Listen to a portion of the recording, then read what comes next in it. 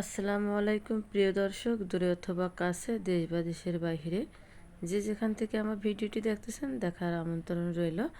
আজকে আমি করে দেখাবো শুকটির ভর্তা। দেখেন আমি কিভাবে শুকটি ভর্তা করি, এই প্রসেসটা দেখাবো। প্রচণ্ড বৃষ্টি, এর মাঝে আমি ওই শুকটি ভর্তাটা করতে চাচ্ছি। বৃষ্টির দিন তো এই জন্য। তো আমি শুকটি ভর্তা করার জন্য শুকটিগুলো পরিষ্কার করে নেওয়ার জন্য গরম পানি বসাই দিছি। এই পানিতে আমি শুকটিগুলো ধুয়ে নেব।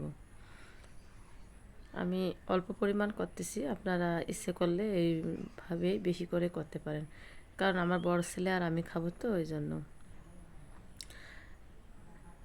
শুকটিগুলো ধোয়া হয়ে গেলে আমি কড়াই বসায় দিলাম।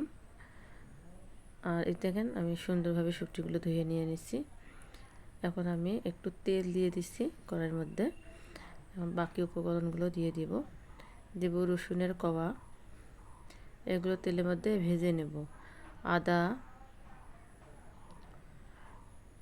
আপনারা কম বেশি করে দিতে পারেন, আমার অনুযায়ী আমি দিতেছি। আর মরিচ, কাঁচা মরিচ বা পাকা মরিচ একত্রে, ওটা আমার বাড়ির মরিচ তো। পেঁয়াজ, এগুলো এখন ভেজে নেব। একবারে কড়কড়া করে ভাজবো না, একটু ব্রাউন কালার করে নিব।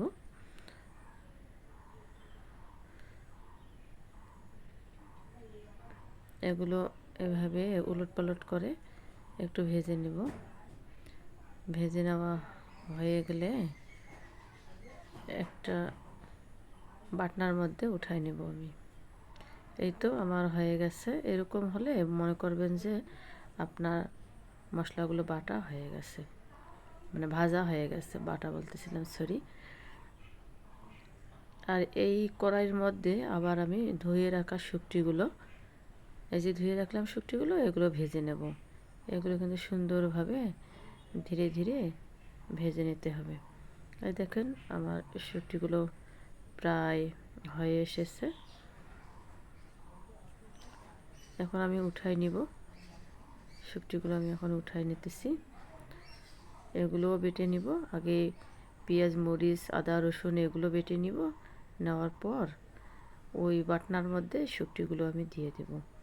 এই যে আমি এখন পেঁয়াজ, মরিচ, রসুন, আদা এগুলো বেটে নিতেছি। দিয়ে দিলাম লবণ।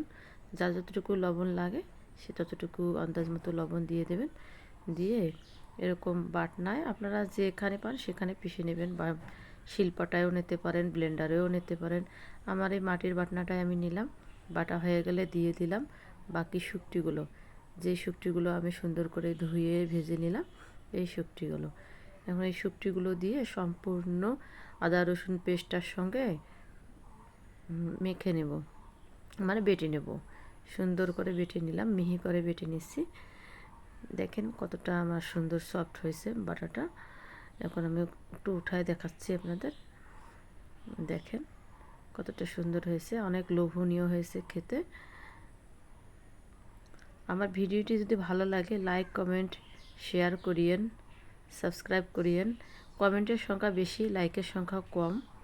অনেক আপুরা ভিডিও দেখে লাইক দিতে ভুলে যায়, তাদের জন্য বলা। তা দেখেন আমি সম্পূর্ণ ভর্তাটা উঠায় নিলাম। এখন একটু সরিষার তেল দিব, দিয়ে মেখে নিব। সরিষার তেল দিয়ে মেখে নিলে আমার ভর্তাটা রেডি পরিবেশনের জন্য। এই দেখেন আমি এখন সুন্দরভাবে অল্প একটু তেল দিয়ে মেখে নিলাম। নিয়ে এখানে একটা গোল গোল করে নিব, গোল গোল করে নিয়ে রেখে দিব, কারণ আমরা তো দুইজন খাবো, এই জন্য। আমার বড় ছেলে আর আমি বললাম একবার। এই তো আমার ভর্তাটা রেডি খাওয়ার জন্য।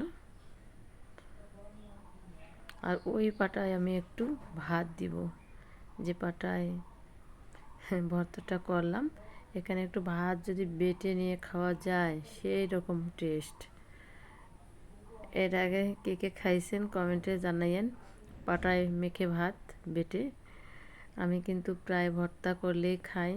আজ এ পর্যন্ত, আল্লাহ হাফেজ।